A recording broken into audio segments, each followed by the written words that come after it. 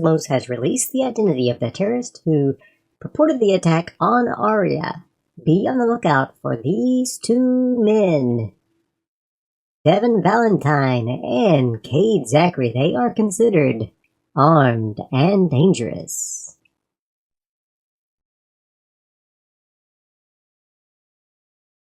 Hello, darthvegan here, back with another episode of Mothership Solo Play with Devon Valentine. Last episode, we went down to the surface of Arya with some videography equipment and gathered more information about the bombardment of the Cerberus station from the Hazmos military forces. And so we proceeded to give that information back to Spiff, and we now have a Hazmos Corp key card that we're going to use.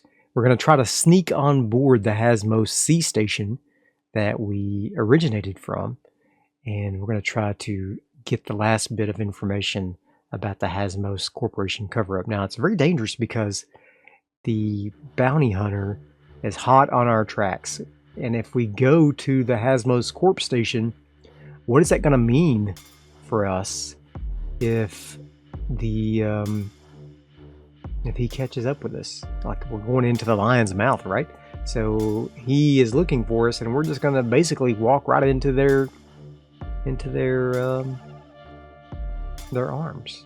So it's a little bit unnerving, but I feel like that's the next logical thing we have to do.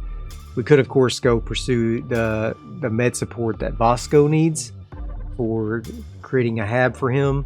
It's kind of a little side quest we can do.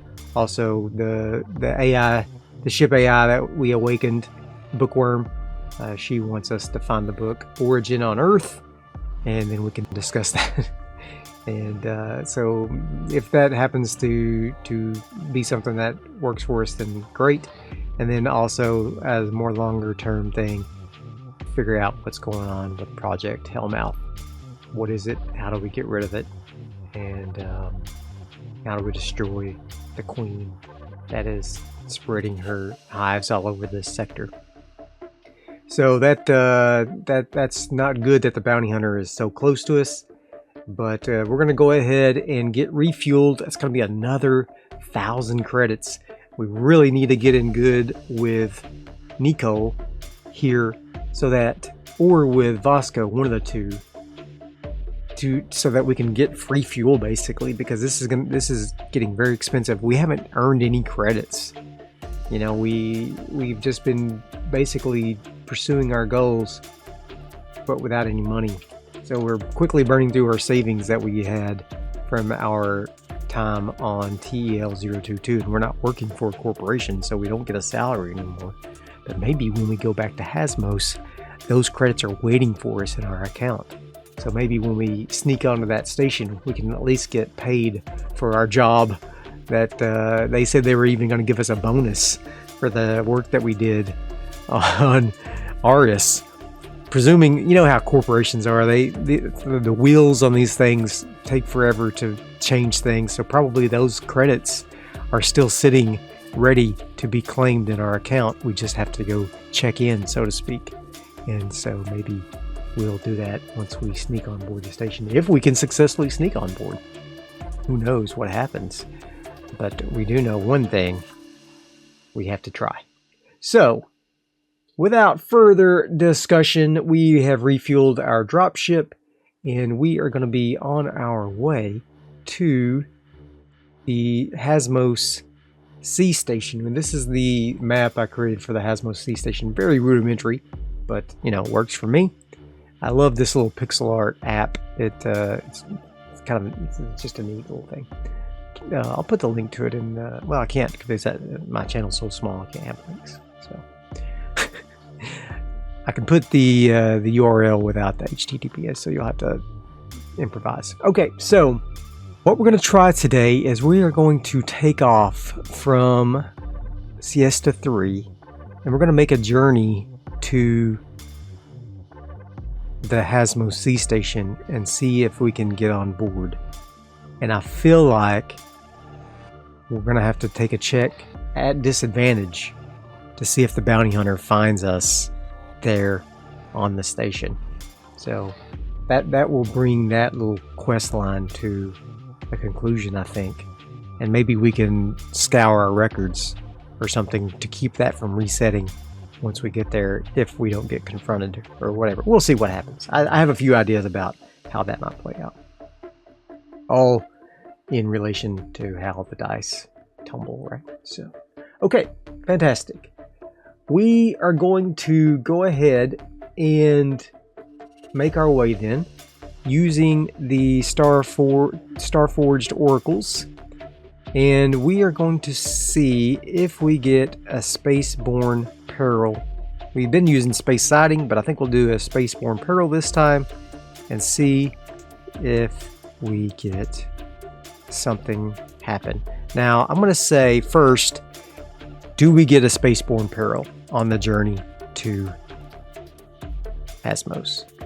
62 is a 12 on this guy, so that is a no. Alright, so no, we do not get a Spaceborne Peril. So does that mean we get an opportunity then? Let's roll on the opportunity chart, since we didn't get a peril.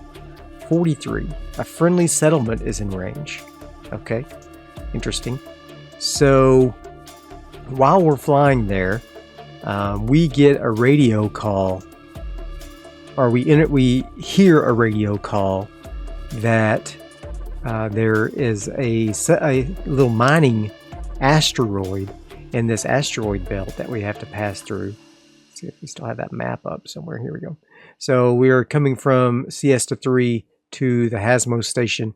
We have to pass through this asteroid field. There's a little mining facility on one of the asteroids there, and we hear basically not a distress call, but basically they are asking if anyone has seen their supply run ship.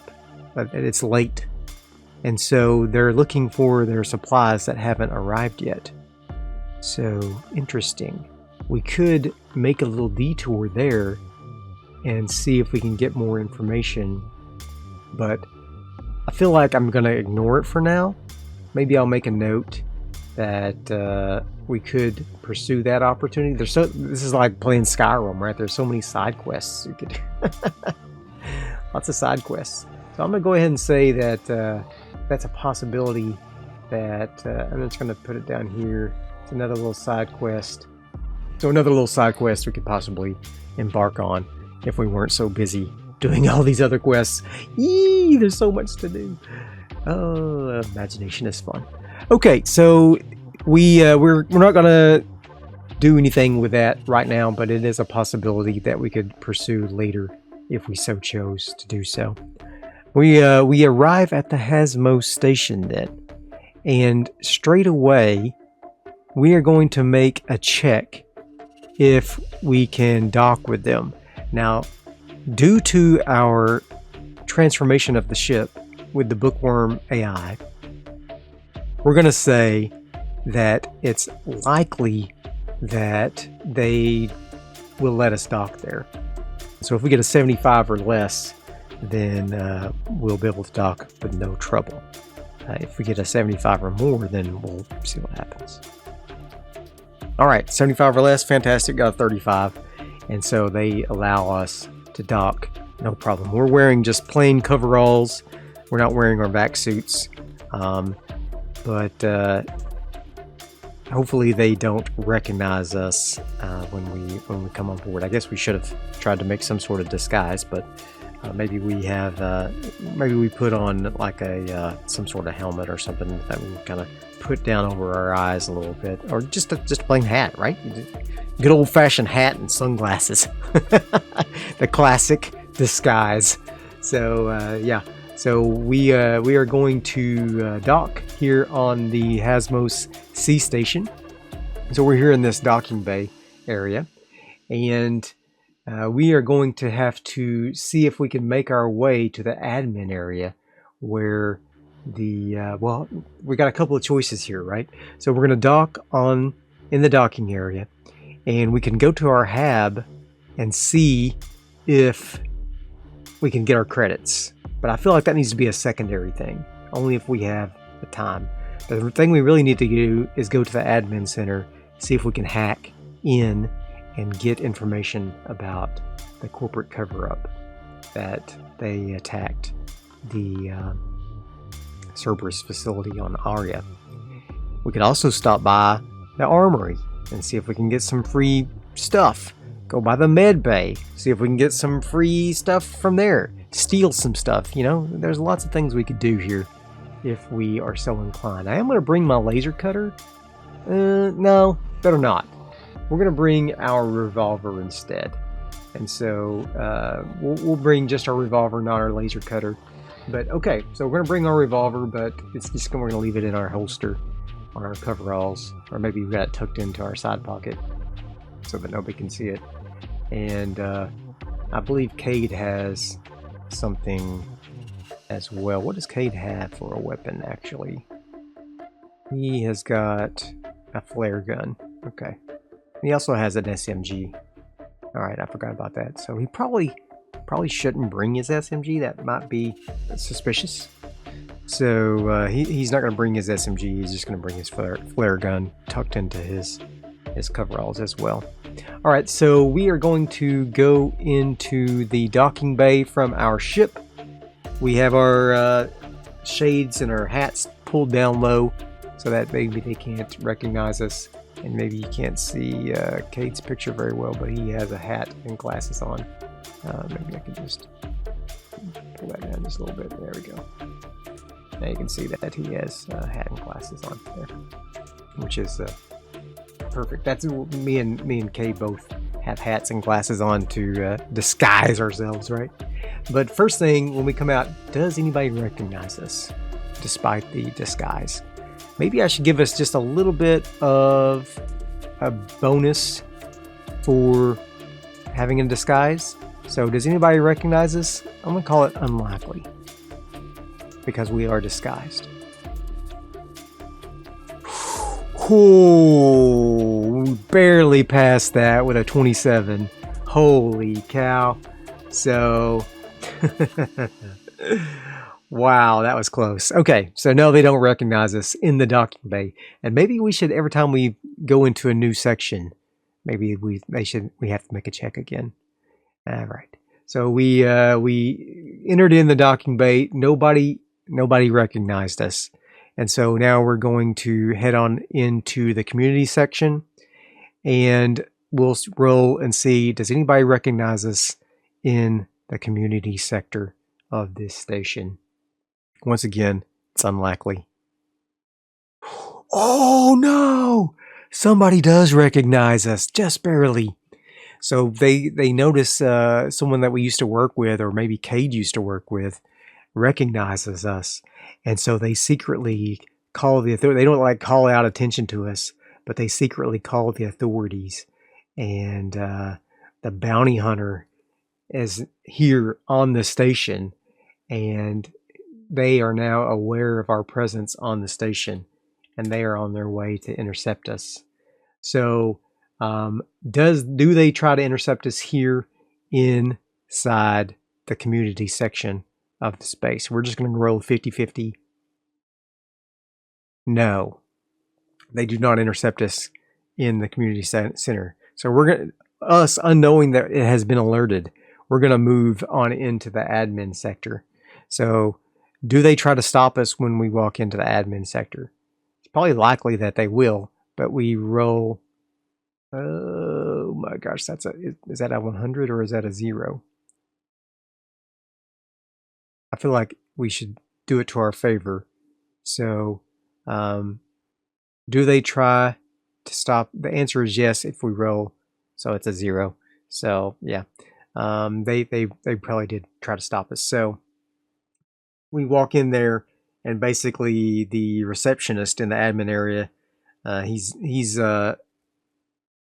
stands up, and he's not like a military guy. He doesn't have a weapon or anything. He just kind of holds up his hand. He's like, "Hey, you sure you guys are supposed to be here?" And I'm going to try to deceive him by showing him my Hazmos Corp key card, and he's like, yeah, I need to go check my workstation. And there's a small chance that I can convince him that he was mistaken, that we are not the people, that we are not the droids you're looking for. So I have to basically roll a 10 or less to see if I can deceive him with my deception. Oh, absolutely did not. But it's not a critical failure. However, that delay was enough time for the bounty hunter to catch up with us. And so he comes walking in the door, and who do we have as the bounty hunter? Who is this bounty hunter? Let's get a description of the bounty hunter. First look at the bounty hunter. We're going to roll a d6. What tables do we roll on? A 4. Okay. So the first look of him, or them, 54. It's got large ears. Okay. A big-eared bounty hunter. BBH. And their disposition towards us is cold, hard, commanding. Ooh. So that is interesting. They are bounty hunters. We don't have to roll their roll. Let's go on down to the NPC conversation here and see what they say to us. Basically, the jig is up, I think, is what it's going to be amount to. But let's give him a name as well. Let's give them a name. We rolled on the 4 table, so we'll just say the bounty hunter's name is 34, which is Eleno. Does that sound like a feminine name? That kind of sounds feminine to me, so we'll say it's a woman. Eleno, what? 12. Family name on the table 4, Bullock. Eleno Bullock. No relation to Sandra Bullock. All right. So she kind of walks into the admin area, and she has a weapon. What weapon is she carrying? I wonder. Interesting. That's a good question. Call it a d20. What weapon is she carrying? 15. A rigging gun. Holy smokes. Wow. So she uses that to basically entangle her prey. It shoots a 1d10 damage, and it has like a harpoon kind of like end, and then it has 100 meters of microfilament, and you have to do a body save or you become entangled. So if she shoots you with this thing, it basically harpoons you and gets you all wrapped up in filament. That's awesome. I'm glad I rolled that. That's really cool. All right, so yeah, so Elena Bullock, she's got a commanding presence, and she's like, "Okay, Zachary, Devon Valentine, you're coming with me. You're under arrest." And so now we have to make a decision. Are we going to try to flee or talk her out of this? What are we going to do? Can we talk her out of it first? So I'm going to say, hey, can we have a discussion about this? And I think it's unlikely that she will. She seems like, with her commanding presence, she's probably a professional. So I'm going to say it's not bloody likely is probably what the thing will be. But let's let the dice decide and see if it is likely. So unlikely, 25. Or we'll give ourselves unlikely. Probably should really go small chance, but we'll give ourselves, we'll be a little bit generous and say it's unlikely that she'll even talk with us, but we're just talking, so we'll see. No. She says no. That we should drop any weapons that we have and come with her, or there's going to be consequences. So,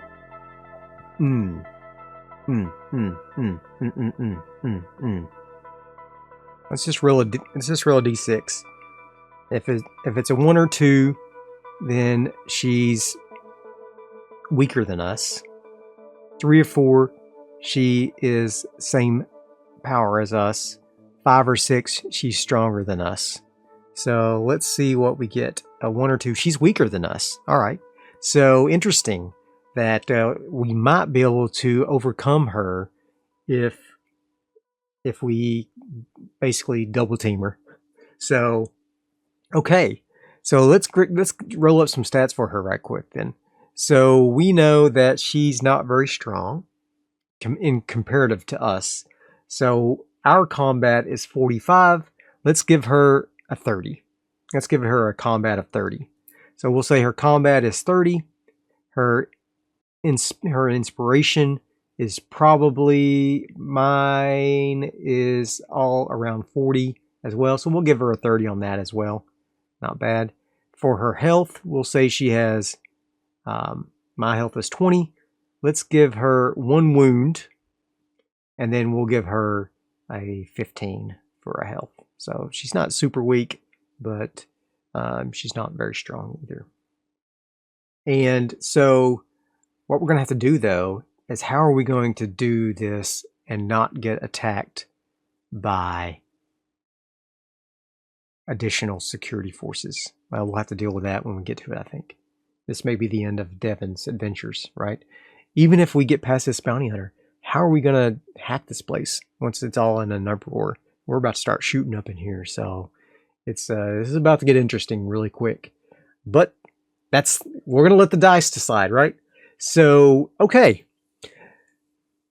I'm going to do the initiative similar to like we do in Mothership instead of like we do in Starforged, and we're just going to roll for our initiative. I think in Mothership, I think by default, everyone's supposed to go all at once and then you resolve the thing, but I like to have initiative. So we're going to roll speed for ourselves, which is a 40. And we got a 16. That's a success. Good. And then she's going to roll. She has to beat a 30 as well. So she's going to roll. She got a 2. So she got a better success than I did. All right. So she gets to go first, looks like. And then Cade, we're going to roll his speed check. And let's see. Stat. Speed. No. Okay. He got a 2. So he actually goes first as well.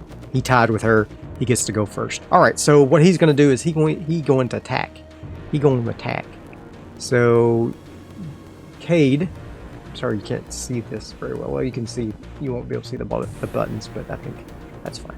He's going to attack. Okay. He's going to roll a flare gun attack. And so he's going to shoot her with his flare gun. And does he get any kind of a... Oh. Well. Interesting. I meant to roll the attack first. Combat. There we go.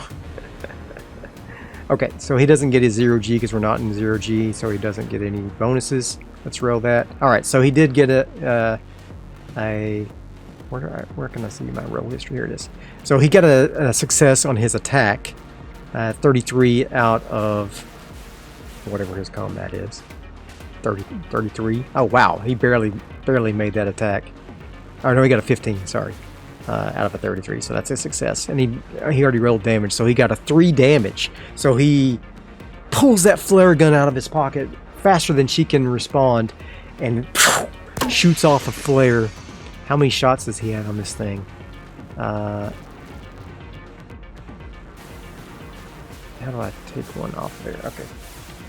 He shoots one of his flares at her and hits her in the midsection, and I guess she's not probably wearing any armor, or maybe she's wearing, we'll say she's wearing just normal flight suit, normal attire, which gives her an AP1, and so we'll say that absorbed one of those damage, but she still gets 2 damage, which takes her down to 13 hit points and destroyed the armor of her gear. So now she gets to go. She gets hit by that flare. It's burning, and but luckily her suit absorbed enough of it that it didn't cause a serious wound. And she pulls up her rigging gun and makes an attack to see if she can fire back. 52, she misses, so she fires that rigging gun, and it shoots wide, and the little harpoon with filament comes flying by us and hits. Oh heck! Does it hit on the failure? It's not a critical failure, so probably shouldn't hit the secretary, but I'm going to roll anyway. Does it hit the secretary? 38. Oh my gosh, I think it does. 38. Oh, yes, it does. Oh no, it hits him in the jewels, in the family jewels. He's sterilized. He can no longer have children. That's awful. How dare you, bounty hunter? How dare you? That's sick. Oh my god. The poor guy. Poor innocent bystander. Okay, now it's Devon's turn. He's going to draw his revolver. And I'm going to keep track of my shots separately, and then I'll update it on my sheet because I have to do a little bit of extra work. I should have added it so that I could do it freely, but that's okay. I've got 17 shots. I get 6 shots before I have to reload. So I'm going to roll my combat. I have to roll below a 45. I rolled a 16. Fantastic. That's a hit. I fire my first shot. Pow! And the revolver does 1d10 plus 1 damage. So I'm just going to roll one of these 1d10s plus 1. A 7. Oh my goodness. That's great. 7. So I do 7 more damage. Pow! Hits her in the body. Almost in the same place as her a flare gun hit. So she is now down to 6 health with her wounds there. And now it is Cade's turn.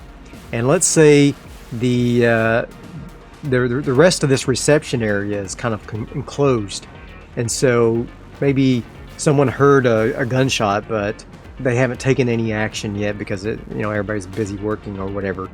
But and the admin, the receptionist, he's now on the ground, wounded in this horrible way, so he can't sound the alarm.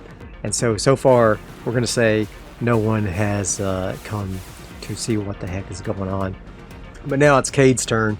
He's going to roll another flare gun attack, and so I'm going to switch over to Cade here. He's going to attack with his flare gun.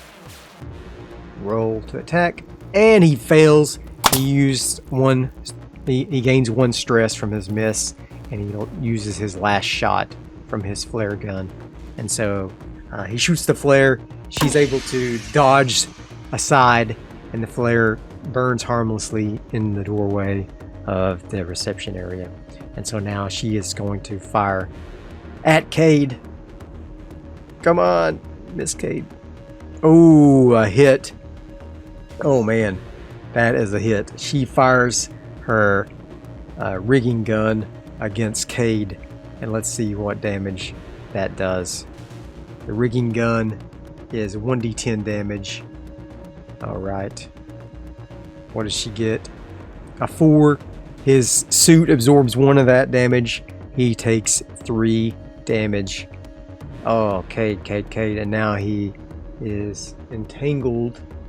What's the rules on the entangle?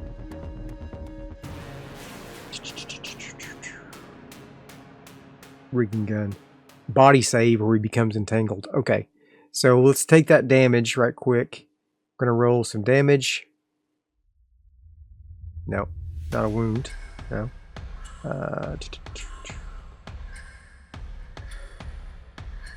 Damage roll. How do I roll his damage?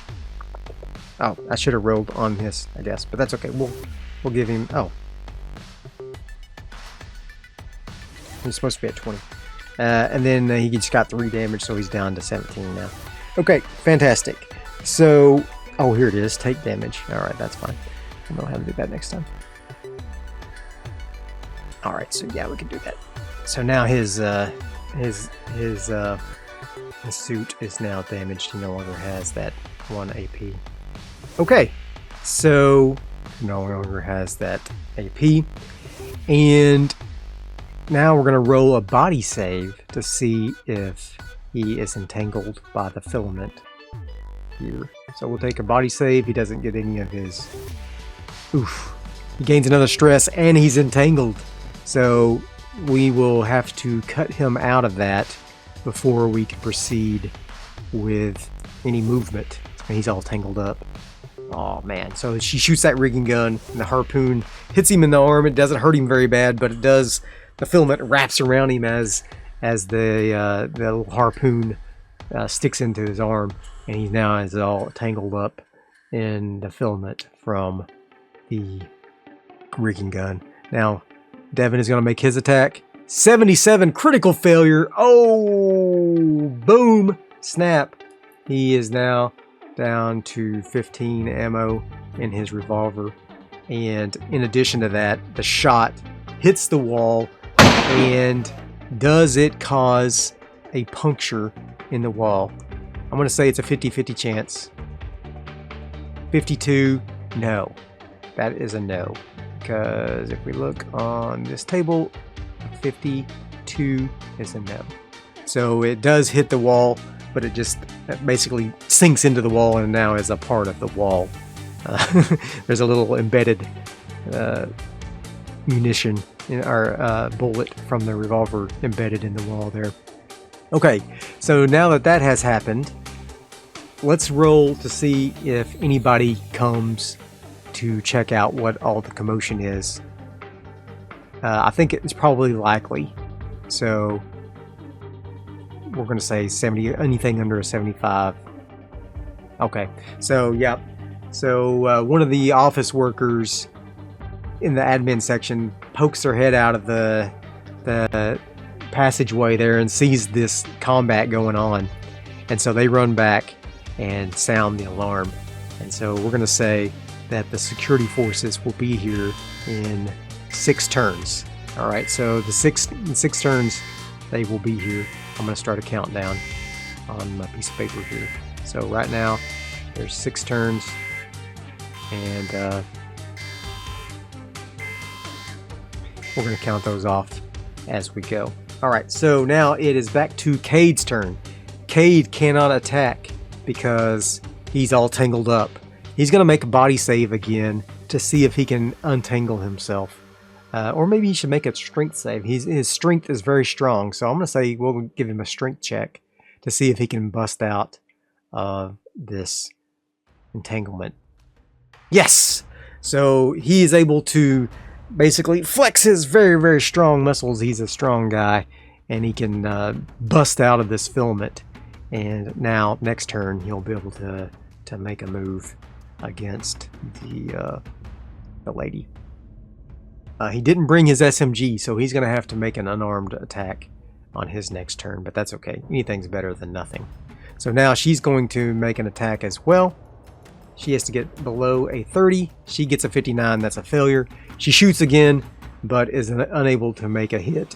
And so now it is Devon's turn. Let's see, how many shots does this thing have? Rigging gun. Oh, 1 shot. Oh my gosh. I've been doing that wrong. So she has to reload after every turn. Holy cow. Okay. So, yeah, okay. Interesting. So she has to revolve every turn, reload every turn. Maybe she has a sidearm. Let's give her a sidearm. She wouldn't just have nothing. We'll give her a stun baton. That sounds like something a bounty hunter would try to use. So she also has a stun baton, which is a 1d5. Body save or stunned, 1d5. Okay, fantastic. So we'll give her a 1d5 stun baton as well. So next turn, she'll try to attack with that instead. Alright, fantastic. My turn again. I'm going to roll against my save. I got a 60, so that's a failure.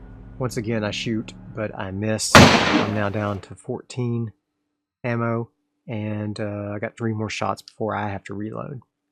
Okay, that is 1 turn down. So 5 more turns, the guards will be here.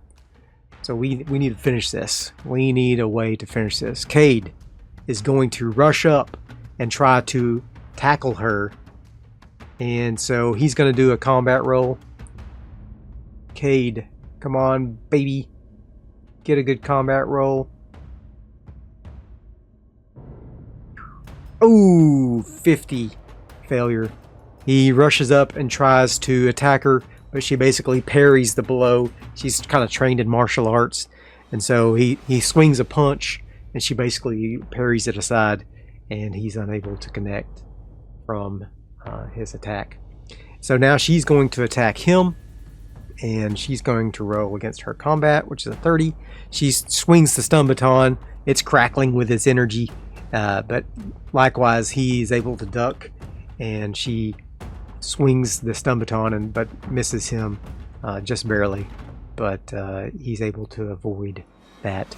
Now Devon, he's going to take a shot and see if he can shoot her. Man, Devon, what happened to all my good rolls? 13, he shoots once again, but with the melee going on, he's unable to get a good aim, and he's unable to hit her successfully. Alright, so now it is another turn past, and it is Cade's turn. Cade is this time, instead of doing a combat roll, he's just going to try to overpower her. He's just going to like grab her like a bear hug. He's just going to like just attack her. So I'm going to roll a strength check to see if he can just basically put her in a bear hug and incapacitate her. Yes, he did. Alright, so he basically grabs her and tackles her to the ground, and so she's going to lose her turn basically. He's not going to do any damage, but it basically makes her lose her turn, and she'll have to make a body save in order to break out of his hold. But now it's Devon's turn. He's going to rush up and grab her dropped stun baton, and he's going to roll with advantage to hit her with that stun baton and knock her out. So we're going to roll with advantage and see if we can beat a 45, which is our attack. 93, no. 8, yes. Okay, so we hit her with the stun baton, and what is the rules on the stun baton? 1d5 damage, body save, or be stunned. Alright, so we're going to roll our 1d5, which is a 1d10 minus 5 if it's over 5, so 1. We do 1 more damage to her, so she's down to 5 hit points. And she's going to roll a body save. She has to get better than a 30. She does. She is not stunned. Holy cow, she's tough. She's a tough cookie. 2 more rounds, and the guards are going to be here. So Cade has got her in this bear hug. He's going to try to attack her, give her a little headbutt, and knock her out here. So let's see if he rolls a combat. Oops, that's not Cade's. Sorry. Let's roll a combat check over here with Cade. Failure. Dang. Cade, he tries to headbutt her. She basically dodges aside and he headbutts the ground, and it gives him a little bit more stress, which is not good. Alright, now it's her turn. She's going to try to make a body save or a strength check. It doesn't matter. All her checks have to be the 30. So she's going to try to roll under a 30 to get out of his hold. She is unsuccessful. She cannot break out of his hold. She struggles, but he has that hold on her, and she can't break out. Now it's Devon's turn. He's going to swing his stun baton and see if he can hit her. So he gets advantage still because she's in grapple. And he gets a 40, which is under the 45. Another good hit. Fantastic. Gonna roll for the damage. 1d5 is a 4. 4 damage. She is down to 1 hit point now, and she's gonna be wounded. And she has to make a body save now to see if she is stunned. She fails. She is stunned for a round. Okay, so she is now stunned. We got 1 turn left before security gets here. So Devon just took his turn. She's now stunned. Cade's new turn now. He is going to grab some of the zip ties that she had in her pocket, and he's going to bind her up, and we're going to make a run for it further into the admin area to see if we can find somewhere to hide. So we run into the admin area further, and everybody is kind of cleared out. They're all huddled into. Well, let's just see if they huddled into one of the offices to kind of get away from the conflict. A 50. Boy, I think that's a yes. That is a yes.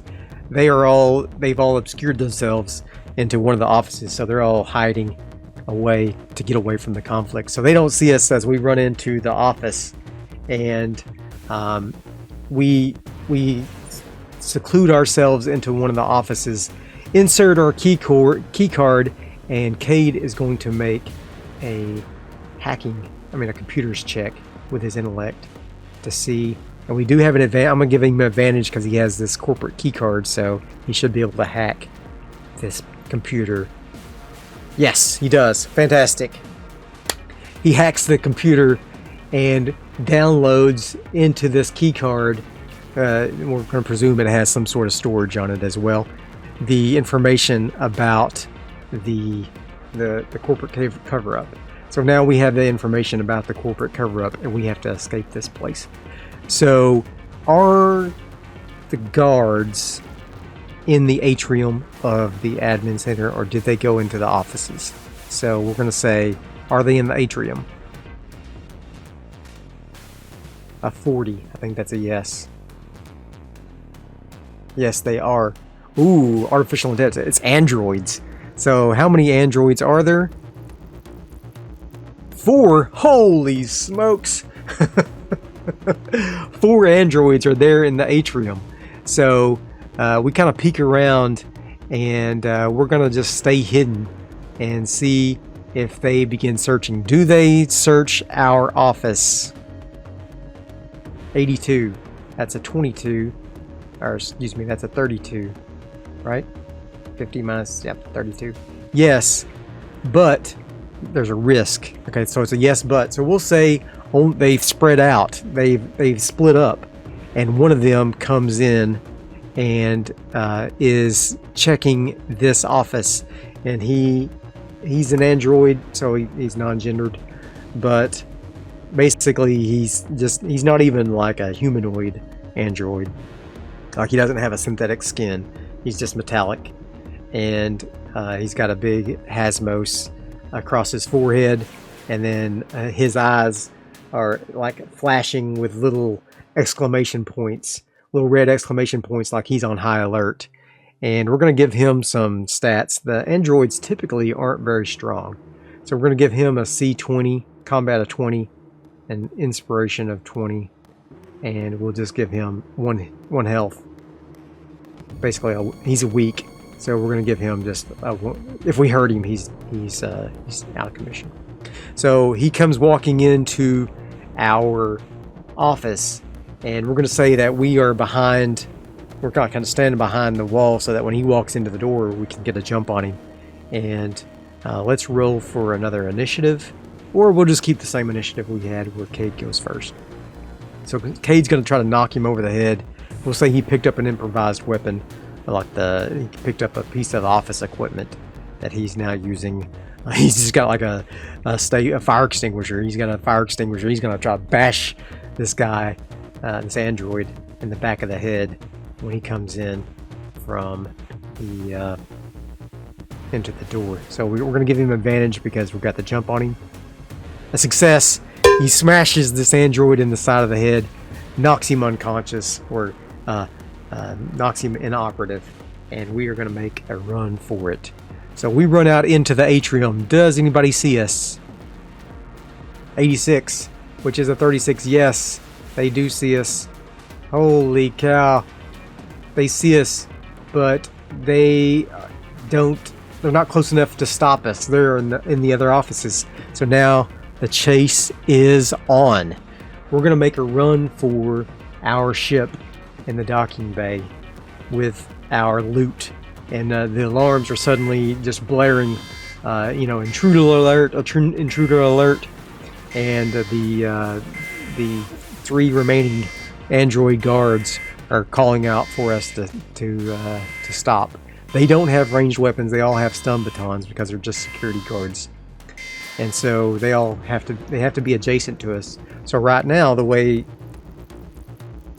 combat works in Mothership is you have these ranges, right? You have long range, you have outer range, long range, close range, and then adjacent. And all of the combat with the bounty hunter was adjacent because we were right there with her in the same room. But these guys are all at short range, which means we can shoot them if we have a gun, but they can't attack us with their weapon. So what we're going to do is we're going to make a speed check, both of us. And if we succeed in our speed check, we're going to run out of the admin center into the community section of the station, and they won't catch up to us. They will remain, or we will get at long range, basically. And right now we're at short range. So they are here in the admin center, and we were here in the atrium. The atrium of the admin center. And so we're going to run through into this with a speed check. I'm going to roll Devon's speed check. He failed. So he's going to take a stress because he was not fast enough to... I think I did not give myself stress earlier when I missed a couple shots. So he's probably already at 5. So we'll put him up at a 6. He failed his speed check. Cade is going to make a speed check as well. Cade might be able to get away. No, he also gains a stress. So what's his stress? He's at 12. Geez, okay. So we make a run for it, but we are unable to get to long range. So the androids, they are going to make a run as well. I'm just going to roll once for all 3 of those. They have to beat a 20. They are unable to do so, so they have remained at short range from us. Okay. If we make another run check, then we will, and we succeed, then we will be at long range, and we will be here in the docking area. So we'll run the entirety of the communal section and get inside the docking bay. They are now in the community section. They're now in the atrium. We're in the community section. We're at short range. We could shoot them if we wanted to, but I'd rather make 2 rolls and try to get long range. We could keep our short range, but I feel like we might get intercepted by more guards if we do that. So I think we'll just make a speed check and go with it that way. Ooh, a fail for Devon. A big fail. That is bad. So he's up to 7 stress now. He's stressing it. And so Cade is going to make his speed check. Can you run? He fails as well. So we're still making our way, but so far not going so well for us. The androids, 62, they fail also. They come into the community section, but we have proceeded to the other end of the community section. We're still at short range, but they haven't caught up to us, luckily, yet. So now we're going to make another move. We're going to try to move into the docking bay area. And so we're going to roll for that. 14 success. Devon not only runs into the docking area, he makes it into the ship. And so he is now in the ship. Cade also has to make a run for it, and he has to make it into the ship as well. He fails, so he makes a run for it, but he is now in the beginning of the docking area. So he didn't quite make it as far as we did. And so the 2 guards are still in the community area. Let's see if they catch up at all. No, they failed their check as well. They are now at the edge of the community area, but still at short range from from Cade. So Devon's going to go ahead and start firing up the ship, and he is not a pilot, but he knows the basics about piloting. He knows how to fire up a starship and everything. So he fires up the starship, and he's going to wait for for Cade to go ahead and make his stat check one more time. Speed. Fails again, but he makes it into the ship. But they're going to give the guards an opportunity to make it onto the ship as well if they get a success. They do not. They get a 90. They do not make it onto the ship. Cade is able to jump into the pilot seat, and we take off from the station successfully. Wow. What a journey that was. They're broadcasting out for security forces to come and intercept us. So it's going to be that we're not out of the frying pan just yet. So we're in this little dropship that does not have any weapons on it. So if there are any ships in the vicinity of the station, we're going to be in trouble. So I'm going to say, are there any ships in the vicinity of the station? Let's give it an unlikely, because typically, this is a pretty peaceful part of space. They don't just have warships sitting around all the time. So if it's a under 25, there is a starship here. 64, great. There's no starship immediately in the vicinity, but they will be here in 7 hours. That gives us plenty of time to get out of here. So we fly away from the Hazmos station, successfully making our way back to Siesta 3 without being tracked. Holy cow. Wow, what a journey. And so we come on back to Siesta 3. We're not going to roll an encounter because that was really intense, and that was a lot. So we fly back to the ship. I mean the Siesta 3 station, and we get docked. The bounty hunter is no longer tracking us. Well, let's see. When we were hacking, were we able? I didn't think about doing it at the time, but I'm gonna retcon it a little bit because I had mentioned that we were going to do that. Was Cade able to erase our record from Hazmos while he was getting our information about the cover-up? So was Cade able to do that?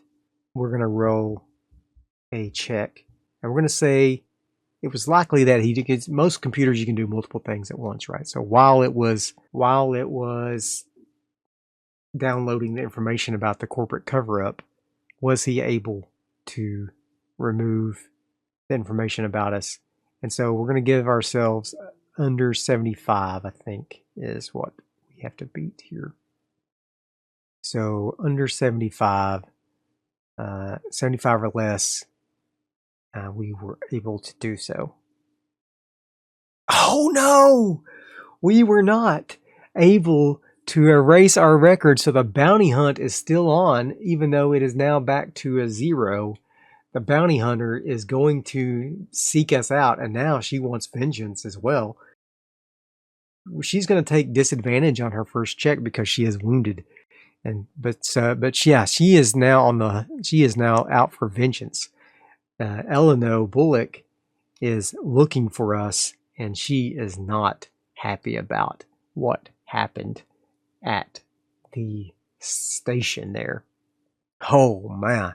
So we are now going to go give this information that we downloaded to Spiff, and he's going to start investigating the Hazmos cover-up. I think that was a huge leap up in our stats. I'm going to give us 3 on that. And now we're going to go ahead and boost it up to a 9. Now, the way I'm going to do this is I'm going to roll a D10.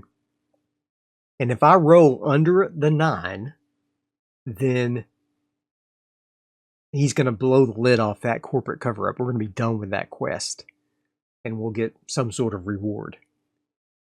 If we get a 9 or a 0, then we're not going to let the tie be beneficial for us on this roll.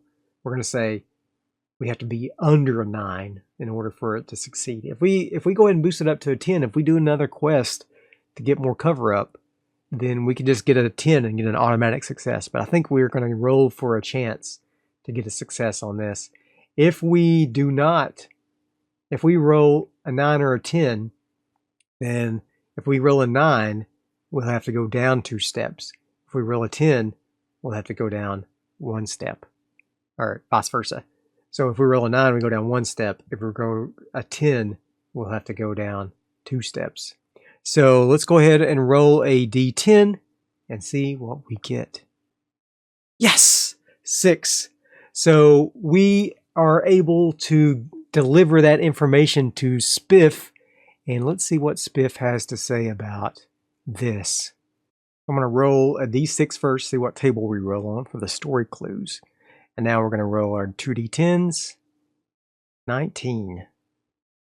Evokes a remarkable anomaly or phenomenon. The Hazmos Corporation is using the fact that Project Hellmouth is not affiliated with their organization. They're using that fact to basically cover up their involvement with the thing on Aria. And so Spiff releases all of that information into the public through his broadcast. And he does it in such a way that it can't be traced back to him. He's a pretty clever guy. And so he releases that information into the public and starts broadcasting it. And some people inevitably are not going to believe it. They're going to think it's just another conspiracy theory, but some people will believe. And I feel like that is going to give more ammunition to the Rim Space Liberation Front to make more effort. And so what are we going to get for a reward for that? Now let's get an item of significance. So let's roll a 3. It's going to be on this table here. An item of significance. We're going to roll our D100 to 33. A decayed AI unit. Interesting. So he has a broken AI unit that he gives us, and we're going to try to find a way to get it repaired. And on this AI unit will be more information about Project Hellmouth. He didn't realize it at the time. He realized it, but he didn't know where he could go to get this. He tried to get help from Black Sky, but Black Sky wasn't able to help him, or was unwilling or unable to help him. We don't know. But he thinks that this AI has something to do with Project Hellmouth. And so we're going to have to search out more information about this decayed AI. So we're going to say Project Hellmouth. This is going to be our new quest. Decayed AI. So we're going to have to find a way to get this AI repaired so that we can find out more about Project Hellmouth. And in addition, continue to evade the bounty hunter and see if we can get more stuff for Vasco, and probably seek out medical treatment for Devon, and buy more fuel for our ship because we used up all of the fuel that we used. So now we are down to 11,185 credits. Alternatively, we could sell this AI unit for some good money and do that. But yeah, it's oh my gosh, I forgot all about my coward trait. My coward condition. I should have been rolling fear saves every time. Oh no. Dang. Shoot. Oh gosh. That sucks. Man.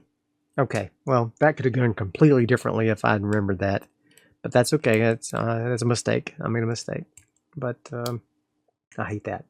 Okay, well, dang. So yeah, that sucks. So maybe instead of that, let's go ahead and give myself 1d10 stress for that. Because I hate that. So we're going to say, holy smokes, 10 stress. I wasn't expecting that. That's okay. Let's take the dice rolls as they are. So yeah, I gained 10 stress from that, from overcoming my cowardice. It was very stressful, even though I was able to do it. And so yeah, we are very stressed out. So probably now we're going to have to take some more freaking shore leave, which means the bounty hunter will have time to catch up with us. Oy, oy, oy. So much going on. But I hope you enjoyed this episode. If you did, be sure and hit that like button. And I'll see you guys next time. Bye.